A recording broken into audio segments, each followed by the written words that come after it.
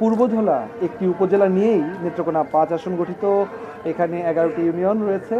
আর এবার এই আসন থেকে তরুণ ভোটারের সংখ্যাই বেশি, স্বভাবত পুরুষ ভোটার এখানে আধিক্য রয়েছে।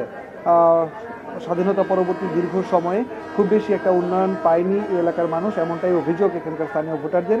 আমার সাথে এখন এই মুহূর্তে যুক্ত হয়েছেন বাংলাদেশ জামায়াত ইসলামী মনোনীত প্রার্থী নেত্রকোনা 5 আসনের মাসুম মোস্তফা।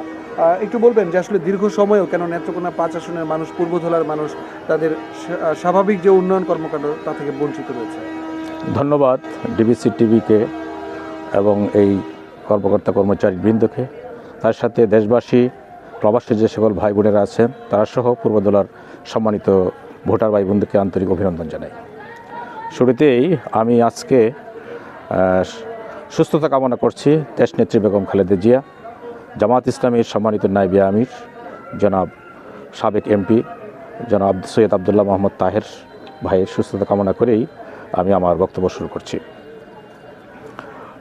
এখানকার উন্নয়নের যে প্রশ্নটা আপনি নিয়ে আসছেন এর জন্য মূলত দায়ী সুষ্ঠু পরিকল্পনা এবং সদিচ্ছার অভাব। বিগত দিনে যারা পূর্বধলার জনপ্রতিনিধি ছিলেন আমি মনে করব ওনাদের সদিচ্ছার অভাব ছিল এবং সুষ্ঠু পরিকল্পনার অভাব ছিল, আর দুর্নীতি ছিল এই এলাকা পিছনে পড়ে থাকা দুর্নীতি ছিল এক অন্যতম প্রধান কারণ। আপনি তো ইতিমধ্যে দল থেকে মনোনয়ন পেয়েছেন, মনোনয়ন পেয়ে মানুষের কাছে যাচ্ছেন, ভোট প্রার্থনা করছেন, আসলে মানুষ কিভাবে সাড়া দিচ্ছে এখন এই মুহূর্তে? অভূতপূর্ব সাড়া পাচ্ছি আমি। আমরা চিন্তাও করতে পারি নাই যে মানুষ এইভাবে সাড়া দিবে জামাতের পক্ষে।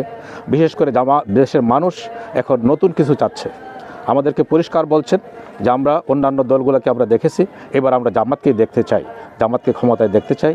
জামাত আমরা জনগণকে প্রতিশ্রুতি দিচ্ছি যে আগামী দিন ইনশাআল্লাহ জামাতের নেতৃত্বেই এদেশে একটি সুন্দর সরকার প্রতিষ্ঠিত হবে। এই আসনে তো অনেক তরুণ ভোটার রয়েছে, নারী ভোটার রয়েছে। আপনি যদি নির্বাচিত জয়ী হতে পারেন সেক্ষেত্রে তরুণ ভোটারদের জন্য এবং নারী ভোটারদের জন্য কি পরিকল্পনা আছে আপনার? আমরা দেখতে পাচ্ছি তরুণরাই বেশি আগ্রহী আমাদের প্রতি। আমরা তরুণদেরকেই নিয়ে কাজ করবো ইনশাআল্লাহ।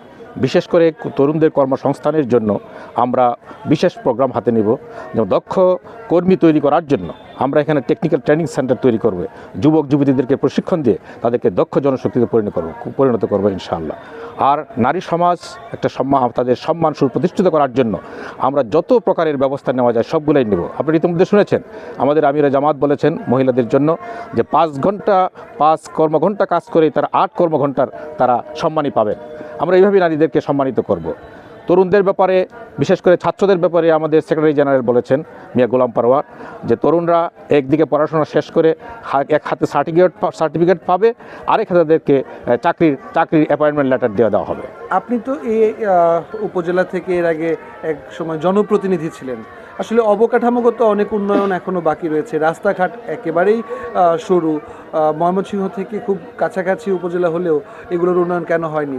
এগুলো নিয়ে কী পরিকল্পনা আছে? আসলে সুষ্ঠু পরিকল্পনার অভাব ছিল। আর অতীতে পলিটিশিয়ানরা এখানে দীর্ঘ সময় 16-17 বছর যিনি এখানে জনপ্রতিনিধি ছিলেন তিনি আসলে পলিটিশিয়ান ছিলেন না, তিনি ছিলেন একজন ব্যবসায়ী। তারা ব্যবসায়ী মনোভাব নিয়েই তিনি এখানে নেতৃত্ব দিয়েছেন, যার কারণে জনগণের সেবা করার মতো কোনো মানসিকতা ওনার ভিতরে ছিল বলে আমরা মনে করি না। আগামী দিন যদি আমরা এখানে বিজয়ী হতে পারি, আমি বলেছি এখানে যে আমার একটি ইচ্ছা, আমার একটা স্বপ্ন যে পূর্বধলার মানুষ পূর্বধলায় হাঁটবে, কারো পায়ে কাদা লাগবে না, এটা আমার একটা স্বপ্ন। শিক্ষা ও স্বাস্থ্য খাতে করার কি কাজ করার পরিকল্পনা? আমরা এখানে 4টে কাজ প্রথম প্রায়োরিটি ভিত্তিতে কাজ করব। প্রথমে নিব আমরা শিক্ষা, স্বাস্থ্য, যোগাযোগ এবং কৃষি। এই 4টাকে প্রায়োরিটি দিয়ে আমরা পূর্বধলায় কাজ শুরু করব ইনশাআল্লাহ। আপনার এই আসনে তো বিএনপির প্রার্থী রয়েছে, অন্যান্য দলেরও প্রার্থী দেওয়ার পরিকল্পনা চলছে, সেক্ষেত্রে আপনি আপনার জয়ের ব্যাপারে কতটা নিশ্চিত? আলহামদুলিল্লাহ, জয় তো চূড়ান্তভাবে আল্লাহর হাতে, দ্বিতীয় হলো ভোটারদের হাতে। এই জন্য ভোটাররাই সিদ্ধান্ত নেবেন জয় পরাজয়ের বিষয়টা। তবে আমি খুবই আশাবাদী, যেভাবে সাড়া পাচ্ছি জনগণ এবার জামাত ইসলামীর পক্ষে, দাঁড়িপাল্লার পক্ষেই তারা রায় দিবেন।